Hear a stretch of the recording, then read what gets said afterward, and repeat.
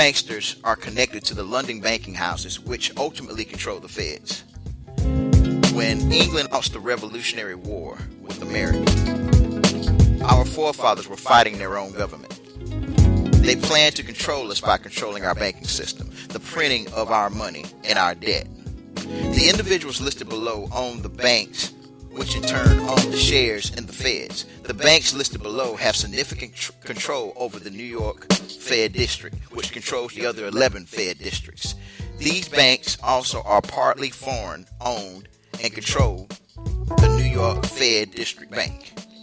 These are First National Bank of New York, Jane Stillman's National City Bank of New York. Her name is Mary Harriman. You have National Bank Commerce of New York. You have A.D. Julian of Handover National Bank, Jacob Scoff of Chase National Bank of New York, Thomas Ryan. You have Paul Warburg, William Rockefeller, Levi P. Morton, M.T. Payne, George F. Baker, Percy Payne, Mrs. G.F. St. George, J.W. Sterling, S. St. George, H.P. Davidson, J.P. Mortgage also owns Equitable Life and Mutual Life.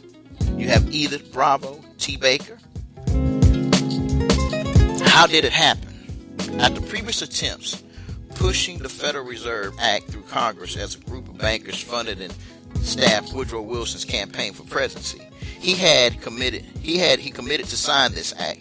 In 1913, a Senator, Nelson Aldrich, maternal grandfather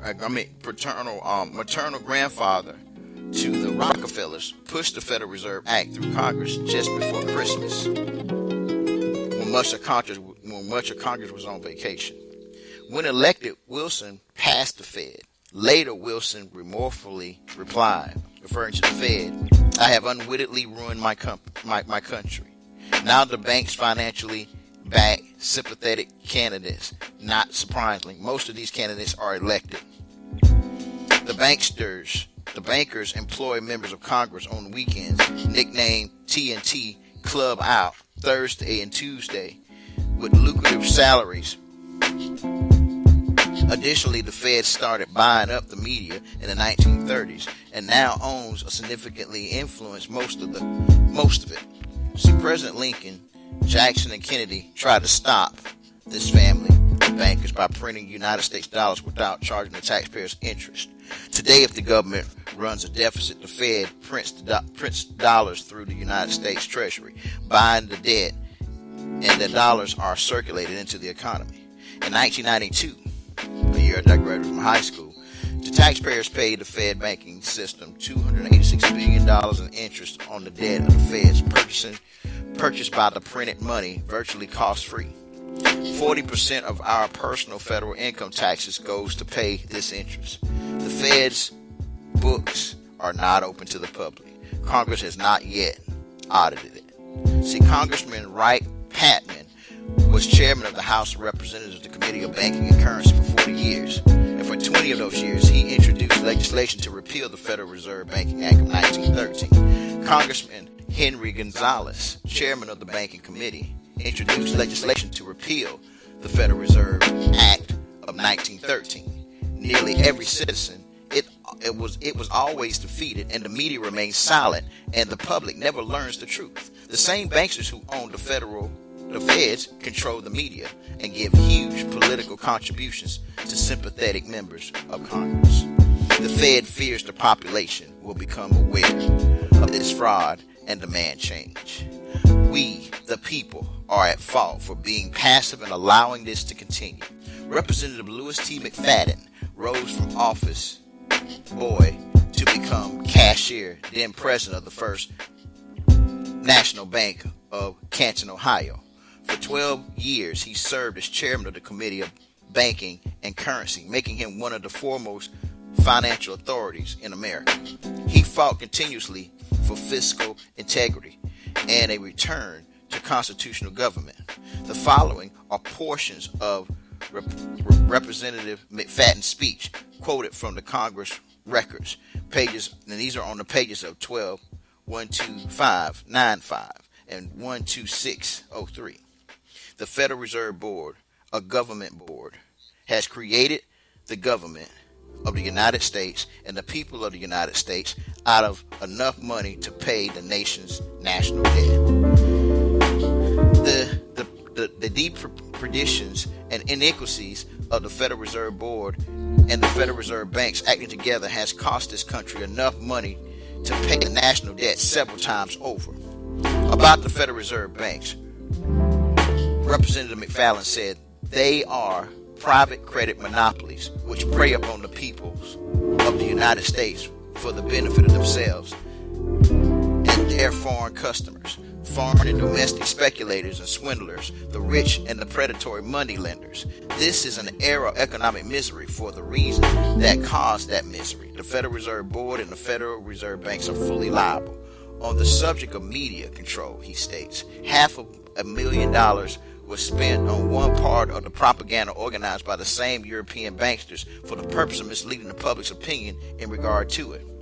Representative McFarland continued, every effort has been made by the Federal Reserve Board to conceal its power, but the truth is that the Federal Reserve has usurped the government of the United States. It controls everything here, and it controls all our foreign relations. It makes and breaks governments. And no man and nobody of men is more entrenched in the power than the arrogant credit monopolies which operate the Federal Reserve Board and the Federal Reserve banks.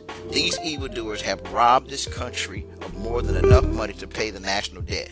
What the government has permitted the Federal Reserve Board to steal from the people should now be restored to the people.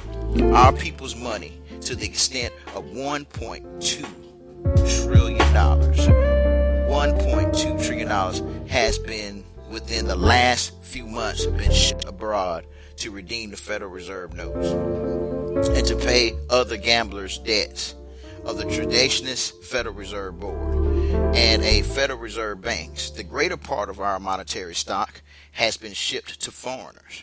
Why should we promise to pay the debts of foreigners to foreigners? Why should American farmers and wage earners add millions of foreigners to the number of their dependents? Why should the Federal Reserve Board and the Federal Reserve banks be permitted to finance our competitors in all parts of the world? Representative McFarland asks, the Federal Reserve Act should be repealed and the Federal Reserve banks have violated their charters and should be liquidated immediately. Faithless government officers who have violated their oaths should be impeached and brought to trial. Representative McFarland concluded. And you can see I give a complete speech if you want it. If media is unbiased, independent, and completely thorough, why haven't they discussed the Fed? Currently, half the states have at least a grassroots movement in the action to abolish the Feds, but there's no press coverage.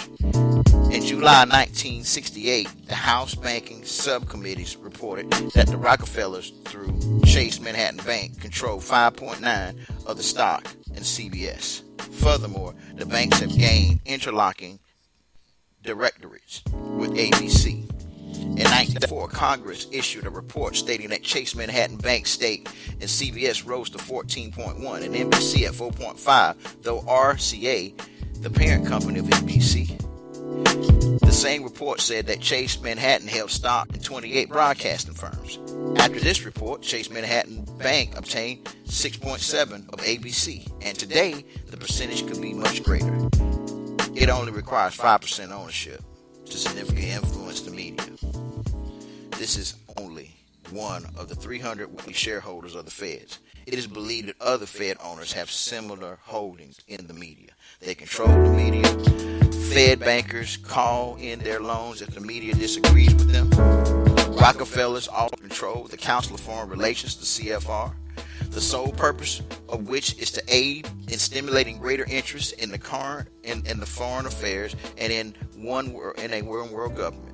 Nearly every major newscaster belongs to the Council of Foreign Relations. The Council of Foreign Relations controls many major newspapers and magazines, additionally with major corporations owned by the Fed's shareholders, which are one source of a huge advertising revenues which surely would influence the media. It could be no wonder why groups such as Fed Up receive minimal, if any, press attention. How do taxpayers stop financing those whose purpose is to destroy us? First, expose their activity, then demand change. Keep listening, family, because if you listen long enough, you just might learn something. For real.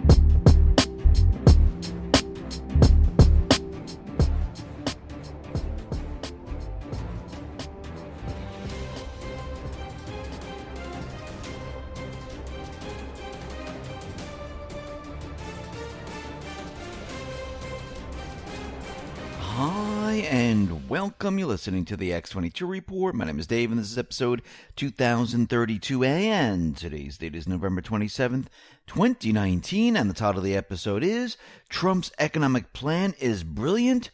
It will shake the central banks, globalists, to the core.